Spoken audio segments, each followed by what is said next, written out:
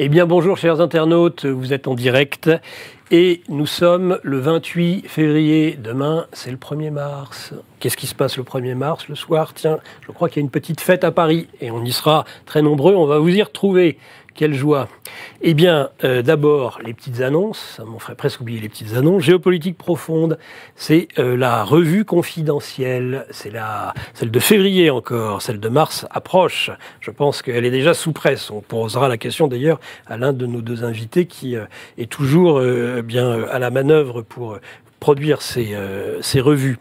Une semaine de gratuité, si vous nous rejoignez, une semaine de gratuité dans sa version numérique ou dans sa version papier, donnant accès à des formations en matière de décentralisation financière. Ce n'est pas du luxe en ce moment. Vous avez François Martin, vous avez tous les GOAT dont nous parle souvent Raphaël dans les matinales. Alors, François Martin, Sylvain Ferreira, c'est notre permanent du mardi, Plaquevent, Cocheco, Vernochet, et puis évidemment les placements, c'est le patron, c'est monsieur le directeur Franck Pengam, et Andy Bussaglia que nous avons souvent en chronique sur la macroéconomie. La boutique, bien évidemment, de géopolitique profonde. Faites-vous plaisir, ce sont les produits dérivés, et il ne faut pas avoir peur. Tiens, on va tester Raphaël aujourd'hui sur la formule et je fais mon propre concours. GPTV, les MOG, et puis si les bonnets, ça y est, on sort enfin de l'hiver, mais bientôt il y aura les casquettes. Vous imaginez que pour des gens comme moi, c'est pareil pour Pierre Jovanovic. Quand il fait froid, le bonnet. Quand il fait trop chaud, la casquette, c'est nécessaire. Exactement. Bonjour Pierre. Bonjour Pierre Jovanovic. Bonjour, comment ça va? Ça va, bienvenue en tout cas. Hein. Bon. C'est très gentil. Et puis Raphaël, Raphaël, on est content de te voir. C'est pas tous les jours qu'on peut te voir sur les plateaux de GPTV, donc c'est une chance et on n'allait pas rater l'occasion. Plaisir partagé, c'est normal, vu qu'il y a la soirée, quand même, de faire venir un petit coup. Et en plus, c'est un sujet important, même si les médias reprennent ce sujet en parlant de pétard mouillé, il y a beaucoup de choses à dire, même si Pierre avait fait une émission parfaitement synthétique sur le sujet, donc il est important de faire de nombreux rappels, et quand on voit comment gère l'administration actuellement Trump le sujet, il faut faire des rappels extrêmement importants, parce qu'on voit que la presse aussi agit d'une manière précise pour essayer d'occulter les sujets fondamentaux de l'affaire Epstein. Et donc il ne faut pas avoir... Il ne faut pas avoir peur. De la liste est pas mal, hein. De la ligne, il ne faut pas avoir peur de la ligne. Monsieur Bill Gates, il ne faut pas avoir peur. Bill Gates, il doit être très mal en ce moment. Il vit un cauchemar. Il vit un cauchemar. Bon, ma question, c'est pas une question, ma remarque un peu pour cirer un peu les pompes de ceux qui quand même en ont pris beaucoup plein la figure. On rappelle que Pierre Jovanovic, il a été taxé d'être le pape de la fake news. Absolument. Et le pape de la fake news, on se rend compte, Trump était un peu classé de la même façon. Ah, tout à fait. Il balance aux journalistes des casquettes où il est écrit, en français en tout cas, vu mon anglais, c'est mieux de le dire en français, Trump avait toujours raison. Est-ce que on pourrait... Soral a raison, Trump a raison. Ah oui, mais c'est vrai. C'est drôle. Mais bon sang, c'est vrai. Mais oui, tout à fait. Il y a peut-être un lien. Ça, on peut pas l'exclure. Alors, est-ce que Pierre Jovanovic avait toujours raison ? Quand on voit l'État profond mis à nu, l'USAID, par exemple, les financements de l'agence même France Presse, les révolutions de couleurs, etc., etc. Non mais attendez, j'ai quand même quasiment 40 ans d'expérience en presse, presse écrite, avec dans les grands journaux, les grands patrons de presse. Je veux dire, correspondant aux États-Unis, donc je connais quand même un peu je sais comment ça fonctionne, et j'ai bien vu que depuis 2008, c'est à partir du moment où la crise, où les banques et les pouvoirs politiques ont commencé à racheter les médias et à contrôler les médias. Le meilleur exemple, c'est celui que je donne toujours, c'est le New York Post qui faisait des titres en septembre 2008. Il faisait des titres banquiers, vous êtes des porcs, rendez l'argent, enfin à la une, quoi, des trucs hyper violents, hyper agressifs. Et puis ils ont changé le rédacteur en chef, du jour au lendemain, ils l'ont débarqué. Et après, c'était tout cool, c'était très gentil, il n'y a plus jamais eu d'attaque directe sur les banquiers. Voilà. C'est pour ça que le Crédit Mutuel a racheté la moitié de la presse quotidienne française. C'est la même chose dans les autres pays. Voilà. Et l'USAID nous a montré effectivement que tous ces gens ont été payés pour nous pisser dessus. Voilà. C'est aussi simple que ça. Il y avait ça, les vaccins, etc. Moi, je me souviens de l'avocat de YouTube, qui a expliqué à l'avocat de TV Liberté, si vous reparlez des vaccins, votre chaîne, elle saute. Voilà. Et aujourd'hui, on voit finalement que tous les complotistes sur les vaccins avaient raison. Elles ont sauté, hein, les chaînes. Hein. Entre autres, Alexandra Lencaude, on a fait sauter 2-3 elle toute seule. Bien sûr, tous ceux qui ont... Enfin bon, c'est un autre sujet, mais... Et moi, je rappelle simplement, puisqu'on parle de la liste Epstein, que Trump est le seul qui avait répondu à la, au procureur qui enquêtait sur l'affaire Epstein de l'époque. Il avait envoyé, je ne sais plus combien, 50 demandes d'interviews, etc. Et le seul qui avait répondu, c'était Trump. Et il lui a expliqué, et Trump d'ailleurs, parce qu'il y a cette affaire célèbre où Trump il y a eu un scandale où Epstein avait dragué, à Mar-a-Lago, il avait dragué la fille d'un de ses collaborateurs, gamine 14 ans ou 15 ans, je ne sais plus, et là il a pété ils l'ont jeté d'or comme un malpropre, quoi. C'est comme dans les films, quoi. Le western, tu sais, le mec qui vole à travers la porte, c'est un peu l'idée. Donc, et c'est parce qu'en ce moment, je vois, parce que Raphaël en pense, mais je vois en ce moment sur Twitter, je vois les mecs, oui, Trump, il est certainement sur la liste et tout. Non, Trump, franchement, il n'a pas du tout... En revanche, son ex-femme, oui. Son ex-femme, oui. Alors, son ex-femme était dans l'avion. Et d'ailleurs, on a appris... La seule chose qu'on a appris avec la liste, alors peut-être que Raphaël a d'autres biscuits, mais... Vas-y, dis-nous ce que tu sais. C'est que, effectivement, c'est un agent du FBI. Enfin, c'est un... Ah, pardon. Un informateur du FBI. Qui, Epstein ? Oui, Epstein. Mais je veux dire, le FBI l'a protégé. On l'a dit dans l'émission précédente avec Mike, il y a le livre de Dylan Howard. Le ministre de la Justice de l'époque de Floride, Acosta, donc, qui est un proche, il a reconnu qu'on on l'a forcé, littéralement, le revolver sur la tempe. Je dis non, il est hors de question qu'il parte pour 300 ans en prison. On a besoin de lui, c'est un agent à nous, machin, etc. Voilà. C'était le premier procès. Voilà. Donc il était en colonie de vacances à Saint-Gilles-Croix-de-Vie. Voilà. C'est grosso modo, c'est l'idée.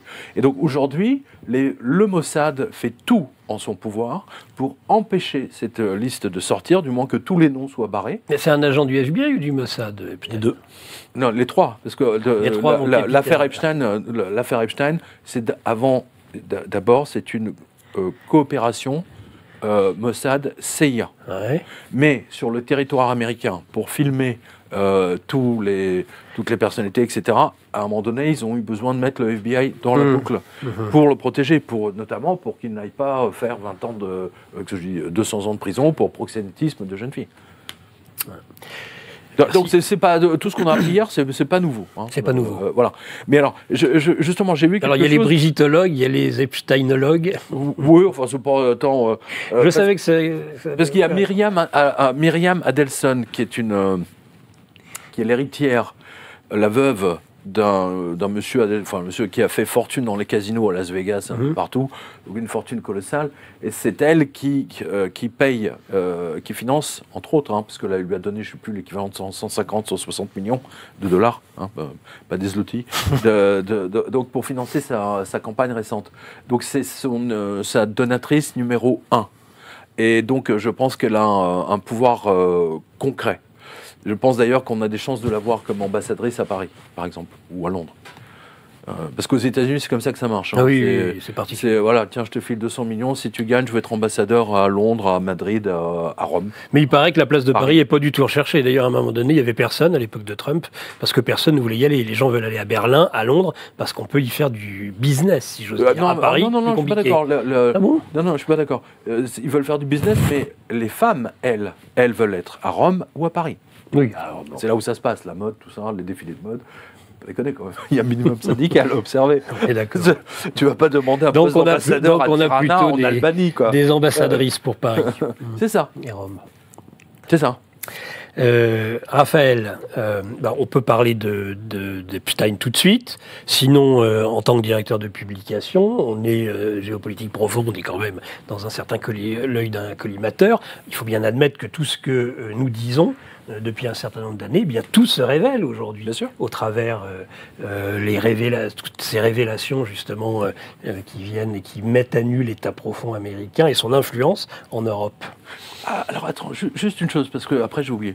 Ça commence bien, cette émission. Ouais, je ça trouve, commence là. bien. Il est très discipliné, Pierre, ce Parce soir. que l'un des défenseurs principaux, l'avocat, c'est Barr, B-A-2-R. Oui. Et son père était l'un des fondateurs et grands agents de la CIA, initialement William, OSS. je crois. Ouais, voilà. Et Barr est celui qui a théorisé, parce que dans le monde protestant, si ce n'est pas écrit quelque part, dans un bulletin universitaire, etc., ça ne peut pas exister. C'est lui qui a théorisé donc le Deep State. C'est-à-dire, nous, on est diplômés de Princeton, du MIT, de Yale. Nous sommes bac plus 1, bac plus 25, et 200 de QI, machin. Il est hors de question que des gueux qui votent puissent définir la politique de notre pays. Donc, nous allons, et ça date d'il y a à peu près une trentaine d'années, je rappelle, Klaus Schwab est c'est l'émanation européenne de ce Deep State. Et d'ailleurs, on le voit. Et donc, son fils Barr, c'est lui qui a défendu Epstein systématiquement. Ne jamais oublier. C'est un tout petit monde, hein. Voilà. Merci. Pardon, rappel. Non, mais c'est de toute façon, ça va dans le sens de la question. Mais ce sont des rappels très importants. Alors moi, je pense que sur cette affaire, en fait, c'est pas, il n'y a pas d'aspect malheureusement où en fait tout se révèle, parce que justement, on observe, notamment avec ce dossier qui s'appelle donc le dossier Epstein phase 1, que le plus important n'est pas révélé, le plus important n'est pas confirmé. C'est-à-dire qu'il faut se souvenir, Pierre en a fait une émission il y a quelques semaines, c'est suite au complément d'enquête, il y avait déjà eu un documentaire avant sur la plateforme Netflix quand même, où en fait Epstein n'est représenté que comme un milliardaire qui s'est fait tout seul apparemment, et qui en fait avait comme tendance tout simplement d'avoir des salons de massage et d'aimer en fait se faire masser par des jeunes filles mineures. Et pas une seule fois il y a la mention de comment en fait apparaît un homme comme ça qui arrive à devenir milliardaire, à être dans toutes les grandes soirées, et surtout c'est le fait de posséder énormément de biens immobiliers à travers le monde, dans des positions stratégiques, et il n'y a aucune mention en fait d'Israël. Voilà. Jamais. Absolument aucune. D'ailleurs, on ne dit pas Epstein, on dit Epstein. Je vous rappelle. En anglais, oui. En français, on dit ça. Et là, c'est le gros problème qu'il y a en fait avec ces affaires de dossiers et de logs. C'est que donc là, ce sont des logs, d'accord. Donc, ce sont des entrées, des notes où en fait, on a des informations sur, en fait, des documents qui sont recensés, mais la quasi-totalité, il y a des barres noires. C'est d'ailleurs ce à quoi s'attendaient les personnes qui suivent le dossier Epstein, ou en tout cas les dossiers qui attendent d'être déclassifiés. Déclassifiés, ça ne veut pas dire que les documents seront tous en fait parfaitement lisibles et clairs. Il y a des zones qui sont rayées, il y a des zones qui sont cachées. C'est d'ailleurs toute la même affaire, parce que là on parle quand même de Kash Patel qui a promis de sortir la liste des clients de Jeffrey Epstein, qui a aussi parlé de la déclassification de l'affaire Kennedy. Oui. Et le problème, c'est l'affaire Kennedy, c'est la même chose. L'affaire Kennedy, c'est la même chose. aussi, il va y avoir des... Très certainement, ou en tout cas, on sait qu'il y a, comme le dit, on a cité quelqu'un tout à l'heure, c'est la température monte de 10 degrés dès qu'on parle d'un certain sujet. Là, par exemple, même dans les médias dits alternatifs, je salue quand même le travail de quelqu'un comme Jacques Beau, qui était sur nos camarades de chez Toxin, et qui parlait donc de la déclassification du dossier sur l'affaire Kennedy.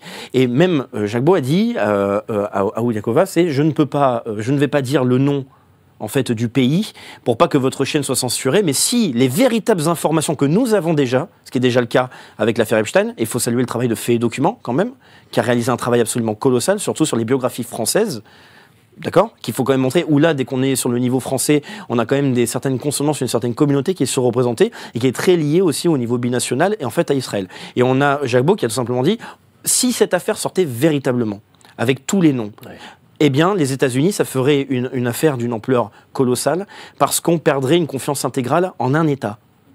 C'est déjà le cas. Non, mais pour nous avons l'information. Mais ensuite, Jakova a dit quel État, et Jabou, il a juste dit qu'un sourire en un État. Et donc, en fait, on voit que... Aux États-Unis. Voilà, et surtout aux États-Unis. Et c'est ça qui est important. Les influenceurs, par exemple, là, ce sont des influenceurs conservateurs qui ont eu le dossier. D'accord, qui ont eu ce dossier-là, phase 1. Et ce qui est intéressant, c'est de regarder un petit peu le fait que ce soit donc des conservateurs, des pro-Trump, etc. Mais parmi ces gens-là, eh bien, il y en a deux je vais vous donner le nom exact pour pas me tromper, et qui sont en fait des personnalités qui, quand vous suivez sur les réseaux, vous pouvez regarder directement, vous avez donc DC Draino, qui là publie énormément, et en plus d'ailleurs ils publient tous le même message sur les réseaux, on dirait une communication un peu ciblée, et vous avez aussi une personne qui s'appelle Shaya Reshik, et ces deux personnes-là, quand vous regardez leurs propos sur le conflit, notamment israélo-palestinien ou la position envers Israël, ils pratiquent ce qu'on appelle en fait le Hasbara. Et le Hasbara, c'est l'opération de communication, c'est un manuel qui a été donné au début au XXe siècle, mais ensuite il y a eu un dictionnaire qui a été développé en 2009. C'est le dictionnaire mondial, c'est un manuel de propagande pro-israélien pour faire en sorte de développer à la perfection des moyens de communication pour rendre la guerre israélienne bonne. Et les éléments acceptables, et même bonne. C'est plus qu'acceptable, c'est bonne. C'est-à-dire que des éléments de langage, c'est pour pouvoir rendre cette situation totalement justifiée. L'injustifiable, le justifié. C'est diaboliser la population palestinienne, diaboliser, voilà. Et c'est en fait, c'est se positionner en éternelle victime d'un conflit et qui nécessite donc de faire des opérations beaucoup plus grandes. C'est les fameuses problématiques de la riposte de l'État israélien. C'est-à-dire que le droit à se défendre, c'est un élément de langage. Il y a des roquettes qui arrivent sur le dôme de fer, ou alors des roquettes qui touchent en fait du sable ou du vide, et donc en fait, il faut massacrer des centaines de civils. Et après, on a les propos des politiciens d'extrême droite israélienne qui expliquent que de toute façon, un enfant palestinien est un terroriste en devenir. Voilà. Et ça, il faut bien se dire que ça fait partie de toute une opération de communication et d'ingénierie sociale qui est dans un manuel. Et ces personnes-là, par exemple, on les retrouve. Et les États-Unis, ça a toujours été une affaire très complexe, la relation avec la communauté sioniste. On parle souvent de l'EPAC, on parle aussi même, il y a des sionistes, des pro-israéliens, ultra-sionistes qui ont financé la campagne de Donald Trump. Ou même quand on regarde la famille de Donald Trump, on a Kouchner, et qui, là aussi, donc, fait partie de ce milieu-là. Donc c'est quand même très compliqué, et il ne faut donc pas s'étonner qu'une affaire ne sorte pas de manière aussi directe et aussi claire. Parce que là, ce qui se passe actuellement, c'est que Kash Patel, qui est aussi un personnage quand même très particulier, il fait partie de la communauté indienne. Ouais. Donc là, on voit que les Indiens apparaissent de plus en plus dans l'administration Trump. Il faut savoir que la communauté indienne, c'est la communauté étrangère la plus riche et la plus éduquée des États-Unis. Oui. Et on a donc Kash Patel qui a prêté serment sur la Constitution américaine et sur le Bhagavad Gita, donc le livre qui représente son allégeance à l'hindouisme. Et donc il y a cette alliance-là, et donc c'est quand même une communauté un peu extérieure. Et Kash Patel, il a promis de faire une purge. Et donc quand on est dans un processus de purge, donc là on a vu les effets du Doge, c'est-à-dire justifier le travail parce que les mecs ne font rien, ou alors il y a des personnes qui sont mortes, qui continuent en fait à recevoir des chèques, et on se demande... On connaît ça en France, on connaît ça très bien. Oui, ça c'est vrai. Mais, et on s'en souvient très bien, même il y a eu plein de périodes comme ça, même au niveau des votes, etc., lors des précédentes élections américaines, quand Donald Trump a perdu contre Joe Biden. Ouais. Et en fait... Il faut bien se dire que politiquement parlant, imaginons, là moi je me place comme un Kash Patel ou un membre de l'administration Trump. Si j'avais véritablement l'accès au dossier à tous les noms, est-ce que je livrerais tout sur Internet immédiatement? Non, parce que ça peut servir d'un énorme moyen de pression pour continuer cette purge. Moi c'est ce que je me dis, c'est pour essayer de comprendre pourquoi les noms sortent pas et pourquoi on parle de phase 1 qui n'a aucun sens. Pardon monsieur, je suis confus, j'ai garé mon briquet. On a aussi tendance à jouer avec le feu. Google, qui est une création de la CIA. L'équipe de Géopolitique Profonde vous donne le meilleur de l'actualité brûlante. Mais en échange, on veut un geste de votre part. Merci de ce geste d'amour, on vous le rendra. Ravi.